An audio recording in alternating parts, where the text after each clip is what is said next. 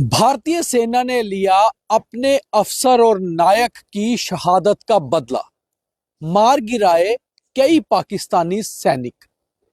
Line of control पर जम्मू से पुंछ तक भीषण गोलीबारी। भारतीय सेना भी दे रही है पाकिस्तान की हर गोली का मुंह तोड़ जवाब। ये सारा कुछ जो मैंने आपको कहा है, ये पिछले 24 घंटे की रिपोर्टिंग है। यानी कि कल शाम से ही पाकिस्तान की ओर से पुंछ में सीज फायर उल्लंघन किया गया। जब सीज फायर का उल्लंघन हुआ तो उसके बाद भारतीय सेना भी हरकत में आई और पाकिस्तान को मुंह तोड़ जवाब दिया। फिर रात भर सुंदरबनी से पुंछ तक हर जगह गोलीबारी हुई और उस गोलीबारी में जो जानकारी निकल कर आ रही है, 5 से 6 पाकिस्तानी सैनिक मार गिराए गए हैं भारतीय सेना द्वारा। और भारतीय सेना पूरी तरह से लाइन ऑफ कंट्रोल पर अलर्ट पर है। नमस्कार, मेरा नाम है दीपक खजूरिया और आप देख रहे हैं द न्यूज रूम 24 आवाज का स्पेशल लाइव। मेरे साथ जुड़ रहे हैं editor in chief Pawan Sharma ji और पूरी डिटेल में आपको बताएंगे कि आखिर पिछले 24 घंटे में कैसे लिया भारतीय सेना ने अपने सैनिकों की शहादत का बदला। तो पवन जी, क्या जानकारी है? भारतीय सेना ने 2 दिन में ही अपनी शहादतों का बदला ले लिया है, जानकारी क्या है? बिल्कुल, देखिए, पिछले अगर हम 3-4 दिन से बात करते हैं तो एलओसी पर पूरा टेंस है। पाकिस्तान की तरफ से इन्फिल्ट्रेशन की कोशिशें भी हैं और वहां से बैट हमले की आशंका भी है। एक बैट हमला उनका खुद ही डिस्ट्रॉय हो गया, जिसमें पाकिस्तान की सेना का एक कैप्टन, 4 उनके कमांडो आईडी विस्फोट में मारे गए। उसके बाद उन्होंने केरी बट्टल जो इलाका है वहां पर घात लगाकर आईडी विस्फोट किया, जिसमें भारतीय सेना का एक कैप्टन के बख्शी और साथ में नायक मुकेश जो सांबा का रहने वाला था और बख्शी झारखंड के रहने वाले थे, KS बख्शी, उन्होंने शहादत पाई। लेकिन इन शहादतों का बदला जब पाकिस्तान ने एक और अटेम्प्ट किया फायरिंग करके इन्फिल्ट्रेशन करने का, तो जवाबी कार्रवाई में पाकिस्तान के 5 से 6 सैनिक इस समय तक मार गिराए गए हैं। अभी भी सुंदरबनी से लेकर पुंछ के बालाकोट तक पूरा टेंस है। भारतीय सेना वहां पर चौकस है, हर स्थिति पर नजर रखे हुए है और जितने भी इनके अपने रूट्स हैं, ट्रेडिशनल रूट्स जहां से इन्फिल्ट्रेशन होती है, वहां पर चौकसी ज़्यादा बढ़ा दी गई है। और इस समय अगर हम बात करें तो POJK का जो इलाका है वहां पर बहुत ज़्यादा टेररिस्ट की मूवमेंट LOC के पास देखी जा रही है। सबसे बड़ी बात यह है कि लाइन ऑफ कंट्रोल के दूसरी ओर यानी कि पाकिस्तानी इलाके में लगातार पाकिस्तान की ओर से कोशिश ये की जा रही थी कि घुसपैठ करा के जम्मू कश्मीर में कोई हमला किया जाए। इसी के चलते बहुत सारे इनपुट्स इंटेलिजेंस एजेंसीज के पास आ रहे थे और उसके चलते हुए अलर्टनेस लगातार लाइन ऑफ कंट्रोल पे बढ़ाई जा रही थी।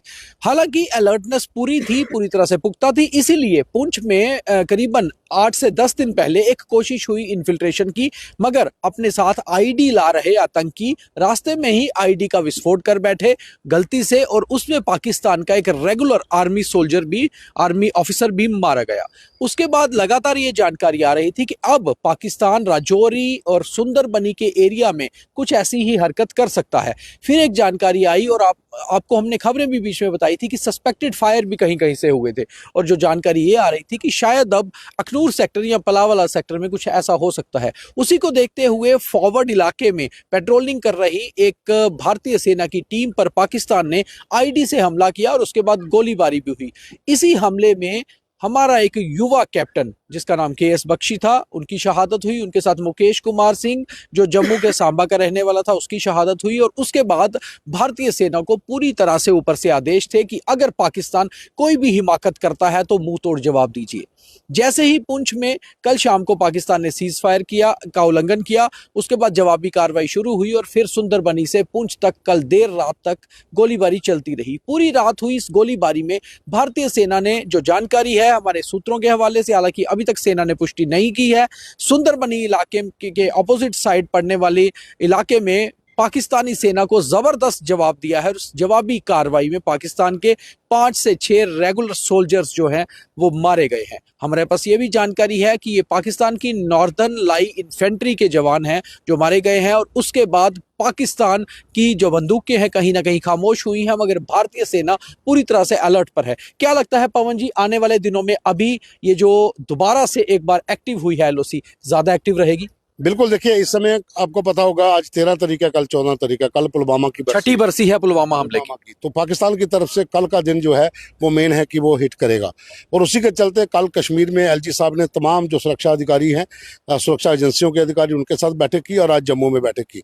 हमारे पास कुछ सिक्योरिटी एजेंसीज का जो इनिशियल इनपुट्स हैं, जो सूत्रों से मिले हैं, उसके अनुसार एचएम, एलईटी यानी कि हिजबुल मुजाहिदीन, लश्कर ए तैयबा और जैश ए मोहम्मद के आतंकियों के जो फ्रंटल संगठन है, जिसमें पीएएफएफ और जो दूसरा जो लश्कर का है टीआर ग्रुप, टीआरएफ, ये लोग, इनके गुर्गे जो हैं इस समय एलओसी के पास हैं, और इनकी जो संख्या बताई जा रही है वो लगभग 30 से 40 के बीच हैं, जो अलग अलग इलाकों में हैं, और वहां से वो इन्फिल्ट्रेशन की तैयारी में है।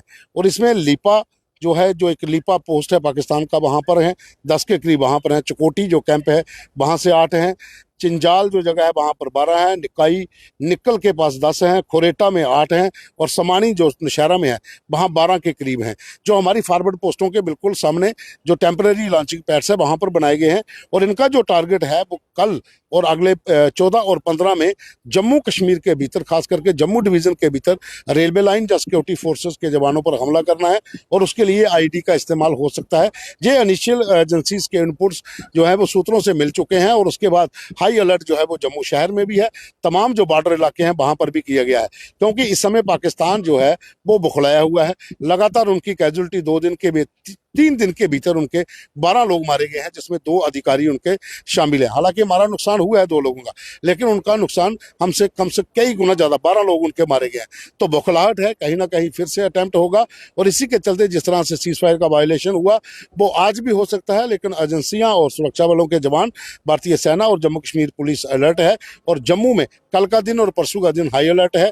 इस दिन पाकिस्तान की तरफ से कुछ भी हो सकता है, ये तैयारी हमारी फोर्सेस ने भी करके रखी हुई है। 14 फरवरी 2019 को पाकिस्तान की ओर से एक बड़ा आतंकी हमला हुआ था पुलवामा में, कश्मीर में, जिसमें कि 40 भारतीय सीआरपीएफ के जवान शहीद हुए थे। उसके बाद से लगातार पाकिस्तान हर साल जब 14 फरवरी आती है, कहीं ना कहीं कोशिश ये करता है कि भारत के ऊपर कोई इसी तरह का आतंकी हमला करवाया जाए या घुसपैठ करवाई जाए। 6 साल इस घटना को हो चुके हैं, मगर हमारे वो घाव आज भी जिंदा है। इसलिए भारतीय सेना हो या भारत के कोई भी सुरक्षा बल या कोई भी भारतीय, वो हमेशा से अलर्ट रहने की कोशिश करता है, और पाकिस्तान की ओर से ऐसी कोशिशों के इनपुट भी हमारे पास लगातार पहुंचते रहते हैं।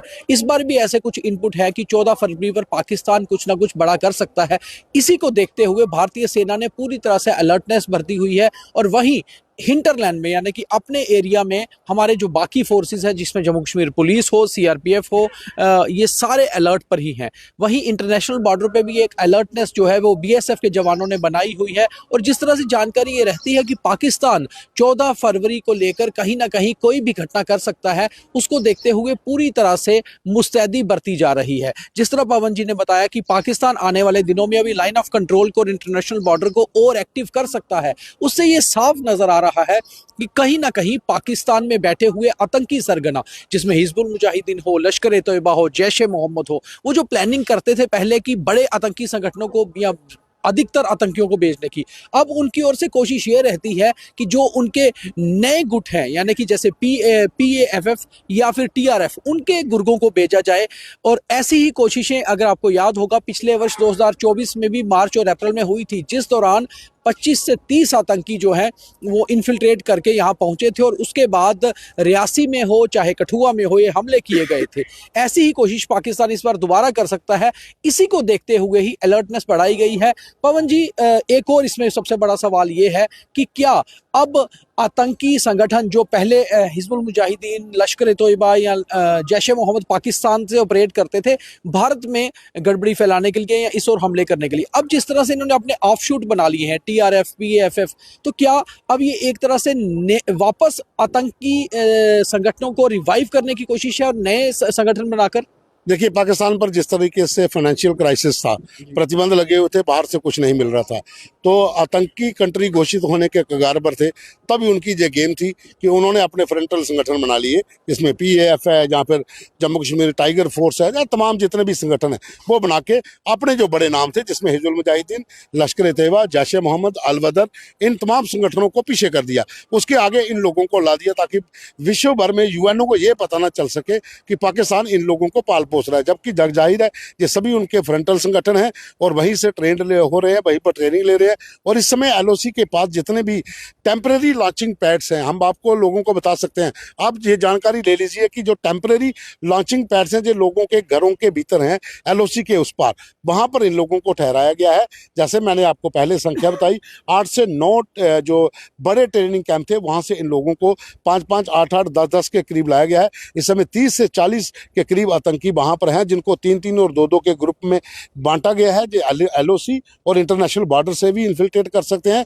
और उसी के लिए ये अलर्ट किया गया है कि आने वाले दिन जम्मू कश्मीर में कोई बड़ा खलल ना डले, कोई ये बड़ी वारदात ना कर सके। उसके चलते ही यहाँ पर लगातार बैठकें भी हो रही हैं, ताकि पाकिस्तान की हर साजिश को जो पाकिस्तानी खुफिया एजेंसी आईएसआई और पाकिस्तान की सेना पूरा जो ढांचा वहां बुन रही है, उन साजिशों को नाकाम किया जा सके। जिस तरह भारतीय सेना ने पाकिस्तान के 5 से 6 सैनिकों को मार गिराया है और अपने सैनिकों की शहादत का बदला लिया है, उससे एक चीज तो साफ है कि आने वाले 24 घंटे भारत के लिए और जम्मू कश्मीर के हिसाब से बहुत इंपॉर्टेंट है। चाहे वो 198 किलोमीटर लंबी इंटरनेशनल बॉर्डर हो या फिर 720 किलोमीटर लंबी लाइन ऑफ कंट्रोल, उस पर पूरी तरह से बीएसएफ और आर्मी अलर्ट पर रहेगी। क्योंकि पाकिस्तान कहीं ना कहीं जो उन पर आघात हुआ है, जो उन पर घातक हमला भारतीय सेना ने किया है अपना बदला लेने के लिए, शायद उसका बदला लेने के लिए कुछ ना कुछ साजिश रच रहा होगा। और पाकिस्तान हमेशा से अपनी नापाक हरकतों के लिए जाना जाता है। उसकी सेना कई बार वापस जवाबी कार्रवाई नहीं करती, मगर वो आतंकियों को भेजकर